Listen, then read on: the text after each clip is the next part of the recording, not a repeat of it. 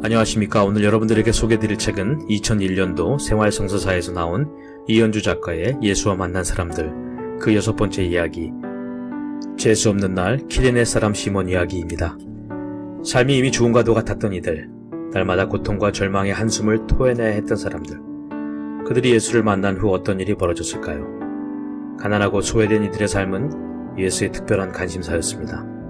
예수가 살아가던 당대의 사람들 중 억압받고 핍박받던 이들의 삶이 예수와 만나는 것은 필연적인 것이었습니다.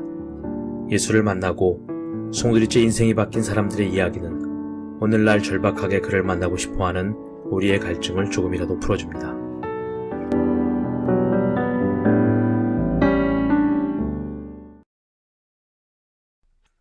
참 재수 나쁜 날이었다. 그러나 돌아가 생각하면 얼마나 고마운 날이었던가. 나는 예루살렘 성 안으로 들어가고 있다가 그들을 만났다. 로마인들이 창과 채찍을 휘두르면서 세 사람의 사형수를 끌고 형장으로 가고 있었다. 그 뒤를 아이들과 여자들 그리고 바리사의 복장을 한 무리들이 따라갔다. 또 십자가 처형이 벌어지는군. 나는 땀과 먼지로 뒤범벅이 된 죄수들을 바라보았다. 그 세 죄수들 중 하나가 특별히 눈에 띄었다. 긴 머리카락이 이마와 뺨을 덮고 있었는데 몸에는 붉은 겉옷을 걸치고 있었다. 그리고 이마에는 가시나무로 만든 커다란 관이 씌워져 있었다. 가시들이 머리를 찔러 거기에서 흘러내린 피가 얼굴과 목덜미를 붉게 물들였고 굵은 나무 기둥을 어깨에 메었는데 한쪽 끝이 메마른 땅에 닿아 있었다. 금방이라도 그의 몸은 나무 아래로 깔리고 말 듯하였다.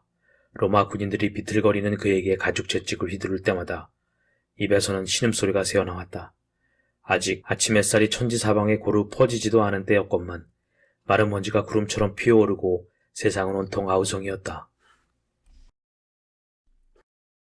나는 한쪽 길가에 서서 그들이 지나가기를 기다렸다. 죽음의 형틀을 메고 가는 저 새 사내는 무슨 죄를 지었기에 인간들의 미친 듯한 증오와 매질 속에서 무덤을 향해 걸어가고 있는 건가. 사람이 형틀에 달려 목마르게 말라 죽는 모습을 한두 번 본 것도 아니었건만 그날 아침의 장면은 차마 태연스럽게 바라볼 수가 없었다. 어째서 인간들은 서로 사랑하며 감싸주며 살아가는 일보다 서로 미워하고 죽이는 일에 저토록 몰두할 수 있는 걸까? 일행의 저만큼 뒤에서 울며 따라오는 여자들이 보였다. 죄수들의 가족이 분명했다. 여자들은 큰 소리로 울지도 못했다. 그저 말없이 비통한 얼굴로 눈물을 뿌리며 비틀거리며 언덕을 올라가고 있었다. 내가 한쪽에 비켜서서 바라보고 있는 동안 그들은 천천히 내 앞을 지나갔다. 가시관을 쓴 사내의 가쁜 숨소리가 들려왔다. 나는 숨을 죽이고 그의 숨소리를 들었다. 들이마시기도 힘에 겹고 내쉬기도 힘에 겨운 숨소리였다. 그는 나무에 달리기 전에 이미 반쯤 죽어 있었다. 그때 갑자기 그가 기우뚱하더니 나의 예측대로 무거운 나무에 깔리면서 쓰러졌다. 쓰러지는 소리조차 들리지 않았다. 로마 군인들의 채찍이 바람을 가르면서 쓰러진 몸뚱이에 떨어졌다. 그러나 날카로운 채찍 소리만 들렸을 뿐 그의 몸뚱이는 꿈쩍도 하지 않았다. 나는 순간 그의 눈을 보았다. 아무런 표정도 남아있지 않은 그냥 눈이었다. 다만 흰자 위에 붉은 핏줄이 선명하게 드러나 보일 뿐이었다. 로마 군인들이 다시 뭐라고 소리를 지르며 채찍을 휘둘렀다. 그러나 그의 눈동자는 아무런 움직임도 보이지 않았다. 채찍이 살갗을 찢을 적마다 그 부분이 약간 떨리다가 다시 멎었다. 아무리 채찍으로 갈겨도 쓰러진 그의 몸뚱이를 다시 일으켜 세울 수 없을 것 같았다. 그의 피투성이 육신은 생명의 어머니인 대지의 품에 안겨 차라리 이제부터 시작되는 긴 안식을 즐기려는 것 같았다. 그때 한 로마 군인이 나를 손가락질했다. 가슴이 쿵쿵 뛰었다. 그러나 이미 늦었다. 나는 어디로도 도망칠 수가 없었다. 그들은 억지로 나를 끌고 가서 그가 메었던 나무를 내 어깨에 메어주었다. 참으로 재수없는 순간이었다. 나무는 생각보다 가벼웠다. 나무에 묻어있는 끈적끈적한 피가 내 목덜미에 묻었다. 기분이 좋을 리가 없었다. 나는 투덜거렸다. 망할 놈의 세상에 온통 나를 두고 비웃는 것만 같았다. 재수없게 걸려든 한 어수룩한 사내에 대하여 그들은 틈만 나면 짓거리고 웃어대고 할 것이다.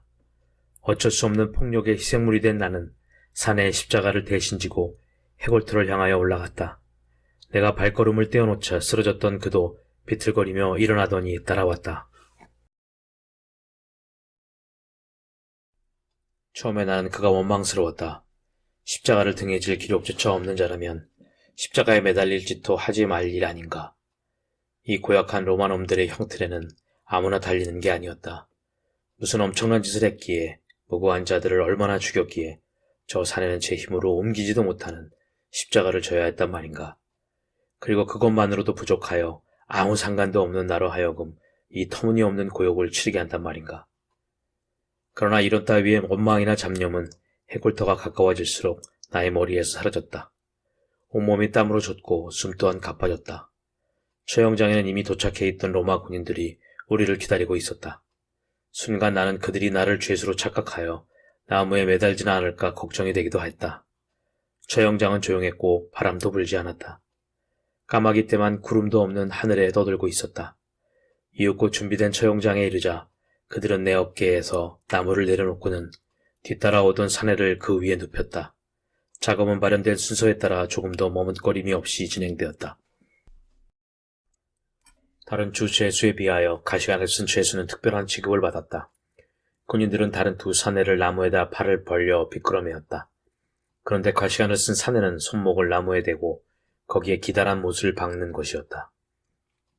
두 번쯤 둔탁한 망치 소리가 들리더니 이윽고 나무에 박히는 경쾌한 못소리로 바뀌었다. 피가 튀어 못질하는 군인의 손등을 적셨다. 그래도 못질은 계속되었다. 지금도 눈을 감으면 떠오른다. 그 피투성이의 손등이 모습. 갑자기 구역질이 나서 참을 수가 없었다. 사람이 사람에게 가하는 저 무서운 고문을 어떻게 받아들일 수 있을 것인가. 가시관의 사내는 눈을 감고 어금니를 잔뜩 문 채 고통을 견디고 있었다. 그가 불쌍했다. 도대체 무슨 죄를 저질렀기에 이런 꼴로 죽어가야 한단 말인가. 그때까지도 나는 그가 누군지 모르고 있었다. 그런데 그의 양 손목을 나무에 못질한 다음 군인들이 죄목을 적은 나무패를 그의 머리 위에 내다 거는 것을 보고 그가 유다인의 임금이라는 이름으로 행세한 사내인 줄 알았다. 유다인들의 임금이라니, 그런 이름으로 무리를 이끌고 다니며 사람들을 학살하고 로마군과 싸우는 자들에 대한 소문은 익히 듣던 바였다. 그렇다면 이 사내도 그런 자들 가운데 하나였단 말인가. 그러나 나는 그의 얼굴에서 과거에 그가 지니고 있었을 난폭한 기질을 조금 더 발견할 수가 없었다. 그는 다만 지쳐 있었고 자기 몸에서 벌어지고 있는 일들에 대하여 놀라워하고 있을 뿐이었다. 사람들의 광기 어린 폭력 앞에서 그는 어쩔 줄 모르는 새끼 양처럼 처음부터 끝까지 당하고만 있었다. 나는 피비린내 나는 현장을 두고 멀리 가버리고 싶었다. 그러나 내 발은 그들을 떠날 수가 없었다. 일어나고 있는 일들을 모두 끝까지 보아야 한다는 어떤 거역 못할 의지 때문에 우뚝 선 십자가 아래 조금 비껴선 곳에서 나는 죽어가는 그 사내를 쳐다보았다. 군인들이 속옷까지 벗겼기 때문에 사내의 알몸이 땀과 피로 얼룩진 채 나무에 갈려 있었다. 내 눈에 그것은 피로 물든 거대한 깃발처럼 보였다. 해골터 꼭대기에서 온 세상의 인간들에게 무슨 엄청난 위험을 알리기 위해 따붙기고 있는 경고의 깃발 같았다.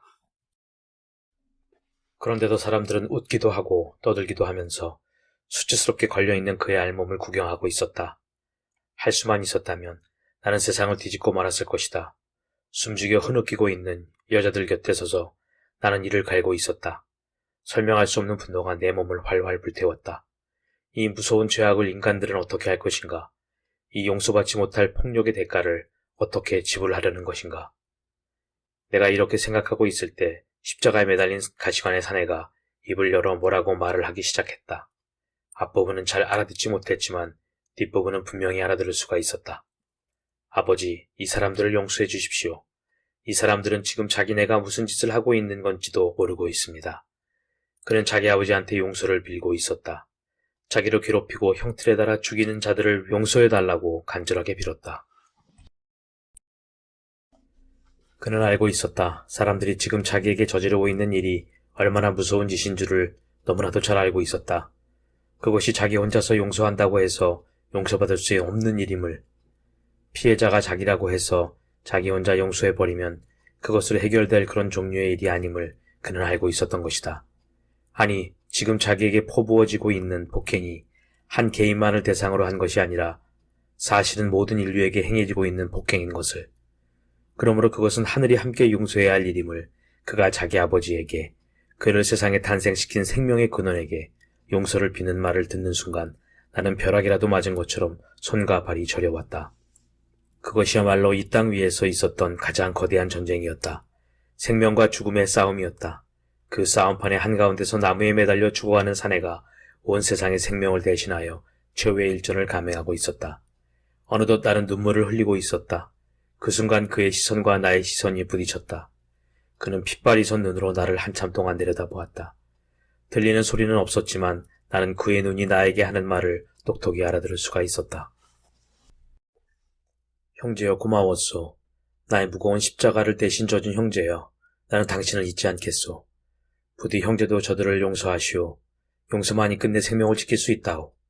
나는 나도 모르게 고개를 끄덕이고 있었다. 그의 일그러진 얼굴에 잔잔한 미소의 물결을 훔쳐본 것은 바로 그 순간이었다. 그가 말을 계속했다. 앞으로도 그 든든한 어깨로 나의 짐을 져주시오. 억지로가 아니라 기꺼운 마음으로 사람이 사람의 짐을 져준다면 그것을 이길 악마의 힘은 아무데도 없을 것이오. 그때 그의 곁에 매달려 있던 두 죄수 중 하나가 소리를 질러 세상을 저주하더니 이어서 그에게 말했다. 여보게, 자네는 이스라엘 메시아가 아닌가? 자네도 살리고 우리도 살려보게. 어쩌자고 거기 그렇게 매달려만 있는가? 그의 목소리를 듣고 모두 깔깔거리며 웃어댔다. 호사스러운 옷을 입은 자들이 덩달아 떠들어대고 있었다. 이 사람이 죽은 라자로를 살렸다는 그 사람이 아닌가? 어디 자기 자신을 살려내는지 지켜보세. 그러자 군인들도 그에게 말했다. 내가 진정 유다인들의 임금이라면 먼저 너 자신을 살려보아라. 그러나 그는 이미 그들의 말에 귀를 기울일 상태가 아니었다.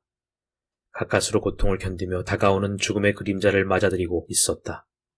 지루하고도 고통스러운 시간이 흘러갔다. 갑자기 누구도 거역 못할 무거운 정적이 천지를 둘러덮었다. 바람도 멎었고 태양도 빛을 거두었다. 움직이는 것은 아무것도 없었다. 그것은 거대한 하느님의 침묵이었다. 장세일의 한순간도 멈춘 적이 없었던 시간마저 정지한 듯 모든 호흡이 중단되었다. 이윽고 과시간의 사내는 쉰 목소리로 아버지, 제 영혼을 맡깁니다 하고는 고개를 떨어뜨렸다. 그가 숨을 멈추었을 때 죽었던 천지는 비로소 다시 움직이기 시작했다. 바람이 불어왔고 사람들이 술렁거렸다. 그러나 그 순간 죽은 것은 나무에 달린 그 사내가 아니라 매를 맞아 퉁퉁 부은 얼굴로 죽어간 그 사내가 아니라 바로 나였다. 나를 비롯한 온 세상이었다. 우리는 모두 그를 나무에 달아 죽임으로써 자신을 죽여버린 살인자요 또한 사형수였다. 허둥지둥 비틀거리며 나는 해골터를 내려왔다. 그러나 내 가슴은 천근만근 무겁기만 했다. 십자가 형틀을 메고 올라갈 때보다 빈손으로 내려가는 길이 훨씬 더 힘에 겨웠다. 아마도 그 무거운 형틀이 내 가슴 속에 묻혔기 때문이었으리라. 과연 그 일이 있은 뒤로 나의 삶은 바뀌고 말았다. 사람이 태어나 살아간다는 것이 무엇을 뜻하는지에 대하여 곰곰이 생각하여 보지 않을 수 없었다. 어떤 일을 해도 그것이 사람답게 사는 것인지 반성하지 않을 수가 없게 되었다. 하지만 나는 여전히 인간을 미워했고 나의 마음에 상처를 주는 적수에 대하여 안갚음할 기회를 노리기도 했다. 그러나 그럴수록 나의 양심은 괴로웠다. 그래서 다시 용서와 화해를 생각하게 되었다. 우리의 원수는 로마인이 아니었다. 그들을 우리의 영토에서 몰아내는 것이 곧 해방이라는 열혈당원들의 주장은 엉터리였다. 싸움도 싸움만이 평화를 보장한다는 주장은 거짓이었다. 무기만이 우리의 생명을 지켜준다는 주장 또한 속임수였다. 우리의 할 일은 억압자를 몰아내는 일이 아니라 스스로 억압자가 되지 않는 것이었다. 인간 세상의 모든 투쟁이라는 것이 아무리 성스러운 이름을 지닌 것이라 해도 인간의 문제를 최후로 해결해주는 방편이 될 수는 없었다. 숭고한 것은 생명이요 오직 그것뿐이라는 생각이 들었다. 그것을 지키기 위하여 최후로 용서를 갈구하던 가시관의 사내를 나는 결코 잊을 수가 없었다. 세상은 그가 죽은 뒤에도 여전히 폭력이 난무하는 가운데 뒤죽박죽이었지만 그가 가까스로 뚫어놓은 한 가닥 살아남는 길을 막지는 못했다. 나는 그가 마침내 모든 생명이 있는 자들이 그리스도로 되살아난 사실을 알고 있었다. 두 번 다시 그의 모습을 보지는 못했지만 어떤 사람들은 그가 옛 무대인 갈릴레아 들판에서 사람들과 함께 있는 것을 보았다고도 했다. 그날 예루살렘으로 돌아가다가 억지로 그의 십자가를 저어주던 일은 나는 잊을 수가 없었다. 사람들은 그를 해골터에서 죽였지만 그는 죽지 않았다. 그는 생명 자체였고 생명 자체가 생명을 지키고자 할 때 그것을 죽일 수 있는 힘은 어디에도 없었다. 증오와 저주 대신 용서를 빌었던 그 사람. 참으로 그는 최후의 승리자였고 아직 끝나지 않은 이 역사의 종착점에 이미 서 있는 사람이었다. 그를 만났던 그날 재수없는 날이기도 했지만 참으로 나에게는 감격스러운 날이었다. 내 아들 알렉산드로스와 루포스, 이 녀석들이 말귀를 알아들을 만큼 잘하면 맨 먼저 그의 이야기를 들려주리라.